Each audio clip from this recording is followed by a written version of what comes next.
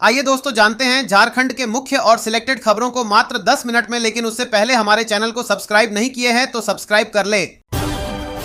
मैया सम्मान योजना को लेकर एक बड़ी अपडेट है। झारखंड की लाखों महिलाओं के लिए मैया सम्मान योजना लगातार राहत और सहारा लेकर आ रही है। हाल ही में राज्य सरकार द्वारा 16वीं किस्त जारी किए जाने के बाद अब लाभुक महिलाओं को 17वीं और 18वीं किस्त की बड़ी खुशखबरी मिल चुकी है। सरकार ने घोषणा की है कि दोनों किस्तों की राशि एक साथ 5,000 के रूप में महिलाओं के बैंक खातों में भेजी जा रही है। इससे पहले कई महिलाओं को पिछली किस्त का इंतजार था, लेकिन अब उन्हें एकमुश्त राशि मिलने से घर के खर्च, बच्चों की पढ़ाई और दैनिक जरूरतों को पूरा करने में आसानी होगी। खास बात यह है कि होली से पहले यह राशि ट्रांसफर करने की प्रक्रिया शुरू कर दी गई है। डीबीटी के माध्यम से पैसा सीधे खातों में भेजा जा रहा है, जिससे पारदर्शिता भी बनी रहती है। मैया सम्मान योजना के तहत राज्य की लगभग 51 लाख महिलाओं को 17वीं और 18वीं किस्त की संयुक्त राशि 5,000 मिलनी शुरू हो गई है। सरकार ने 25 फरवरी से भुगतान प्रक्रिया की शुरुआत कर दी है और पहले चरण में 12 जिलों की महिलाओं के खातों में पैसा ट्रांसफर किया जा रहा है। जिन महिलाओं की पिछली किस्त किसी कारणवश अटकी हुई थी, उन्हें इस बार एक साथ 2 किस्तों का लाभ दिया जा रहा है।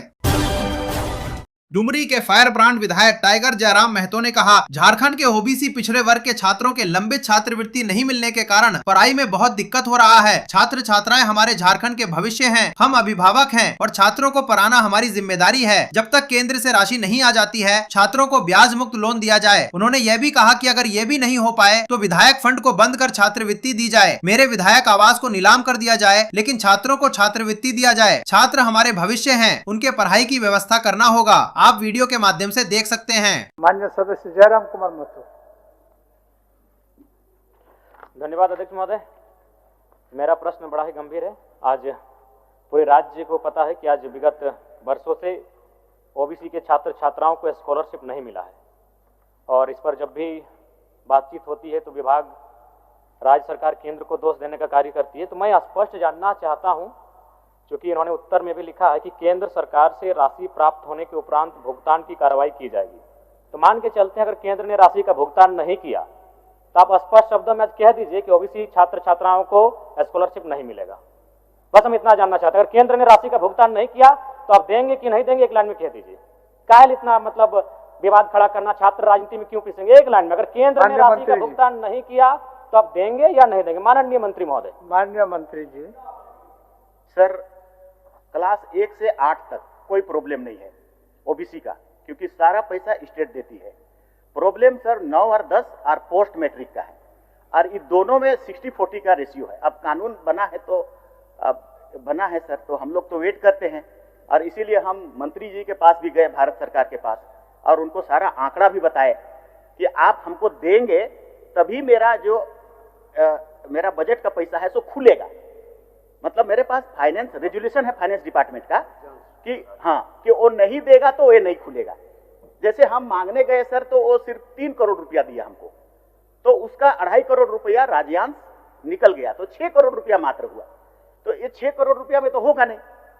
अब हम फिर भी वेट कर रहे थे कि वो अगर आ जाए, मिल जाए, क्योंकि वो आ करके बोले भी कि मंत्री गए थे और हम उसको एश्योर किए हैं कि और ज्यादा पैसा हम भेजेंगे, लेकिन अभी तक वो आया नहीं सर। तो क्या पता आएगा कि नहीं आएगा, हम लोग भी असमंजस में हैं, और नहीं आएगा तो हमारे बच्चों का क्या होगा ये भी हम लोग सोच रहे हैं सर।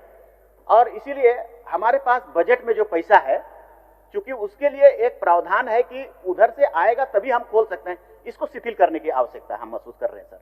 हमको देना है सभी ओबीसी बच्चों को, उसको आगे बढ़ाने के लिए हमको महसूस है इस बात को। इसलिए सर करीब करीब हमारे पास काफी इतना पैसा है जिससे कि ये संभव हो जाएगा। बजट के अनुसार 275 और 9-10 के लिए 39 करोड़ और 275 करोड़ है हमारा पोस्ट मैट्रिक के लिए, इतना पैसा है। तो ये शिथिलीकरण के लिए हम लोग लेटर लिख रहे हैं। कल हमने पित पत्र भी जारी कर दिया सेक्रेटरी को कि आप इसका वैकल्पिक व्यवस्था करें। केंद्र नहीं देगा तो उसकी बात है, मत देने दीजिए, हम क्या करेंगे उसको बात बताइए। मेरे पास बजट में है, उसको क्लियर करिए। तो हमने लिख दिया है, कुछ दिनों में हम लोग इसका व्यवस्था करेंगे। पिछले कल के अनुसार हम शायद लगता है कि इसको हम लोग ठीक कर लेंगे। चलिए जयराम जी, अच्छा उत्तर हुआ। यानी ठीक है अध्यक्ष महोदय, 1 साल से ज्यादा हो चुका है, तो वही तो नहीं, सही बात। अगर केंद्र नहीं दिया तो क्या आपके पास विकल्प है? क्या तैयारी आपके? नहीं तो जयराम जी सर, आप शायद ध्यान से, 1 साल से ज्यादा हो चुका है। नहीं सही बात हो चुका है, सही बात है। केंद्र आपका सवाल को मंत्री जी स्वीकार भी किए और पित पत्र भी लिख चुके हैं। ये उत्तर नहीं हुआ। अच्छा, हम थोड़ा सा उनके आंकड़ों के अनुसार ही जानना चाहेंगे मंत्री जी से कि 2023-24 में कितना राशि स्कॉलरशिप के लिए भुगतान किया गया था 2023-24 में? माननीय मंत्री जी 2023-24, हालांकि 2023-24 में आप शायद नहीं थे, फिर भी थोड़ा सा जानकारी हासिल करके। सर 23-24 में ठीक है हाँ बोल रहे हैं, ये तो लिखा हुआ 23-24 में 67.88 करोड़ हम लोगों ने डिमांड किया था। उसके बदले में 7.35 आया, केंद्र का हिस्सा इतना ही आया। 24-25 में 66.14 करोड़ रुपया डिमांड किया, 12 ही करोड़ आया। 25-26 में 45.91 करोड़ डिमांड किया, 3.95 ही करोड़ आया। फिर पोस्ट मैट्रिक में भी ऐसे ही हुआ सर, 271 करोड़ रुपया का हम लोग डिमांड किया, 77 करोड़ रुपया मात्र आया 23-24 में। 24-25 में 353 करोड़ का डिमांड किया, आया 33 करोड़। अभी 25-26 में 370 करोड़ का जरूरत है, उसमें जीरो आया, एक और नहीं आया। तो नहीं आ रहा है तो क्या करेंगे हम लोग सर? वही तो मैं कह रहा हूं कि ठीक है, मैं एक सुझाव देना चाहूंगा। बताइए सुझाव बताइए। मैं एक सुझाव देना चाहूंगा कि जब तक केंद्र का अंश नहीं मिल रहा है तब तक आप तमाम छात्रों को ब्याज रहित ऋण दे दीजिए। जब अंश आ जाएगा आप काट लीजिएगा। ये बहुत गंभीर विषय है। और नहीं तो जो विधायक निधि है नहीं दीजिए। ऐसे भी हमको 5 करोड़ में क्या बनाते हैं, पीसीसी बनाते हैं।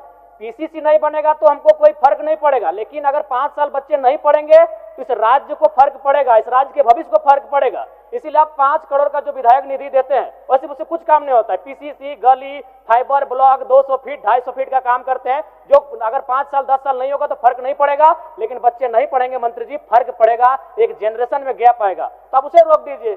करिए, हम लोग को इतना महंगा आवास दीजिए, कर दीजिए, मेरा ही आवास को पहले नीलाम कर दीजिए। हम गार्जियन हैं और गार्जियन होकर अगर गार्जियन आपके बच्चे नहीं पढ़ेंगे स्पीकर साहब तो क्या करेंगे, कुछ उपाय करेंगे? माननीय सदस्य, नहीं, मैं सुझाव दे रहा हूं कि आप उनको ऋण दीजिए। भावना से नहीं तो 1 साल बीत चुका है, 1 साल बीत चुका है। भावना कुछ 15 दिन के लिए होता है, भावना 15 दिन के लिए होता है, आपका भावना सही है, आपका भावना सही है। मैं तो सुझाव दे रहा हूं कि उनको ऋण दीजिए, बिना ब्याज के ऋण दीजिए। हम सेंट्रल गवर्नमेंट क्यों बोलेंगे? हम एक विधायक, हम राज्य सरकार को बोलेंगे। कौन सा बोली हम सेंट्रल गवर्नमेंट बोलेंगे? चलिए, हम सेंट्रल गवर्नमेंट से डिस्कस करने के लिए नहीं आए हैं। हम विधायक, हम राज्य की सरकार से पूछेंगे। माननीय मंत्री जी, हम राज्य सरकार से पूछेंगे। बच्चे बोल रहा है, ये ऋण का बात नहीं है। हमने जैसा आपको कहा सर, मैंने क्या कहा? मैंने ये कहा कि पीत पत्र हमने जारी किया है वित्त विभाग का रेजुलेशन को शिथिलीकरण करने के लिए। तो क्यों ऐसा किया? पैसा लाने के लिए। ज्यादा से ज्यादा जल्दी से जल्दी पैसा आएगा, हम लोग डिस्ट्रीब्यूट करेंगे। लेकिन हम केंद्र का हिस्सा है तो उसको देना उसका ऑब्लिगेशन था कि नहीं था? उसको वेट करेंगे कि नहीं? वेट कर रहे थे, नहीं आया तो अब हम अपना प्रक्रिया शुरू कर दिए स्टेट का पैसा देने के लिए। कुछ समय लगेगा, कर देंगे हम लोग। ठीक, कर देंगे। अध्यक्ष महोदय, इससे संतुष्ट थोड़ी हो पा रहे हैं। आप नहीं दिया केंद्र तो क्या करेंगे? वही तो एक लाइन बोल दीजिए। नहीं, हम कुछ नहीं, बोल दीजिए एक लाइन में कि अगर केंद्र का अंश नहीं आया तो राज्य के ओबीसी छात्रों को स्कॉलरशिप नहीं देंगे। जयराम जी, माननीय मंत्री ने बड़ी उदारता के साथ आपको जवाब दिया। एक मिनट महोदय, आदरणीय मंत्री जी से भी हम कहेंगे 1 साल से ज्यादा हो चुका है। हाँ, ठीक है। विलंब के लिए मंत्री जी को भी दुख है, तकलीफ है, और उन्होंने इसको भुगतान कराने की दिशा में वित्त पत्र लिख चुके हैं। एक नियम है, उस नियम को सिर्फ शिथिलीकरण करने के लिए। तो जैसे ही शिथिल हो जाएगा भुगतान करेंगे। बच्चों, हम बोल रहे हैं, तब तक ऋण दे दीजिए ना, बिना ब्याज पर ऋण दे दीजिए। अब माननीय मंत्री जी बताएंगे इनका विकल्प क्या है। मंत्री देखिए, ये गंभीर विषय है। क्या है? बिना ब्याज पर ऋण दीजिए और जब केंद्र का अंश आएगा, जब आप स्कॉलरशिप दीजिएगा, आप काट लीजिए। ठीक सर, ऋण एक तो सरकार या विधि या विभाग बैठिए जयराम जी, सिस्टम से चलता है ना सर। अब वो ऋण कहाँ से आएगा? कौन जगह से कौन फंड को हम देंगे ऋण? हमारे पास जो स्कॉलरशिप का चीज है उसी पर हम सॉल्यूशन निकाल सकते हैं। ऋण हम कौन वाला पैसा को देंगे? क्योंकि मेरे पास तो कोई पैसा है नहीं ऋण देने के लिए। इसीलिए इसका सॉल्यूशन यही है जयराम जी, हम लोग जल्दी से जल्दी करें सब मिल करके और उस पैसा को निकाले जो राज्य के पास है, उसको हम लोग दे दें। जल्दी करें इस पर। थोड़ा समय दीजिए जयराम जी, थोड़ा समय प्रयास करें। क्योंकि ये और भी माननीय सदस्यों को सवाल पूछना है, लेकिन हम संतुष्ट हो पाए ना राज्य के छात्र संतुष्ट हो पाए। बाकी माननीय मंत्री महोदय आप लोग क्या कर रहे हैं नहीं कर रहे हैं, लेकिन आपके माननीय सदस्य ने जो कहा कि आप केंद्र से पूछिए, गलत बात है। हम एक विधायक हैं, हम केंद्र से पूछने के लिए नहीं आए हैं, हम राज्य सरकार माननीय मुख्यमंत्री से पूछने आए हैं, हम विभागीय मंत्री से पूछने आए हैं। तो ये आप कीजिए, हमारे साथ ये नहीं कर सकते हैं। माननीय सब ऐसा हृदय विदारक मंजर है, हाथ तोड़ श्रम से पसलियां से सट गई आते, पर खेत अभी भी बंजर है। आपके ठीक पीछे राष्ट्रपिता महात्मा गांधी की तस्वीर है, और जब जब किसानों की याद करते हैं तो राष्ट्रपिता का वो वचन याद आता है कि भारत की आत्मा बसती है गांवों में और गांव की आत्मा बसती है किसानों में।